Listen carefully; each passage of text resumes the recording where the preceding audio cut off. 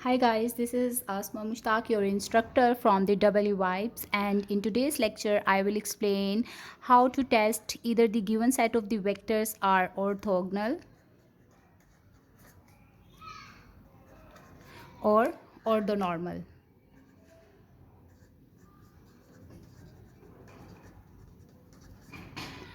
Okay, it's actually the quick idea you can get. Let's say we are having a set of the vector v which consists of three vectors v1, v2 and v3, and let's say if the dot product of v1 with v2 is equal to 0, and also the dot product of v2 with v3 is equal to 0, and finally if the dot product of v1 and v3 is equal to 0, then we say that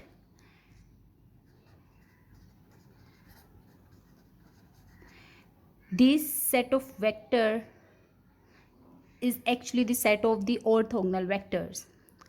All right, and in case of the orthonormal vectors, if the vectors are orthogonal as well as the magnitude of these vectors is equal to 1, then we will say these three vectors are orthogonal or orthonormal vectors. All the orthonormal vectors are automatically orthogonal vectors. Fine, but all the orthogonal vectors are not supposed to be orthonormal always. So let's consider a case of a set of a vector which consists of only two vectors, fine, that are v1 and v2. So let's say v1 is equal to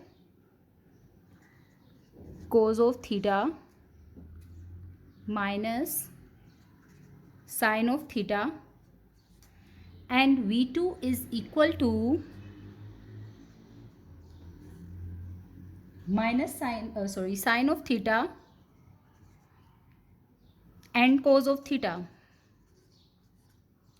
Now let's see either these two vectors are orthogonal or orthonormal. For this I will first check v1 dot v2 is equal to what. So if I do take the dot product of these two vectors and it results 0, then I will say they are orthogonal vectors. Okay, as we know that while taking the dot products, the corresponding elements of the vectors are multiplied. Fine. So cos theta after multiplying with sine theta will result into cos theta and sine theta, then plus minus minus, and then sine theta into cos theta, and this is equal to 0. So these two vectors are orthogonal to each other. Now let's see either they are orthonormal or not. So if you take the magnitude of v1, which is actually equal to the square root of its components, so cos square theta plus minus sine square theta whole under root is actually equal to 1. So v1 is having the magnitude equal to 1, so that's why it's the orthonormal vector. And similarly for v2 we can check the magnitude of the v2 is actually equal to the square root of the its components. So sine square theta plus cos square theta, which is again equal to 1. So the vectors v1 and v2 in this case are orthogonal as well as orthonormal.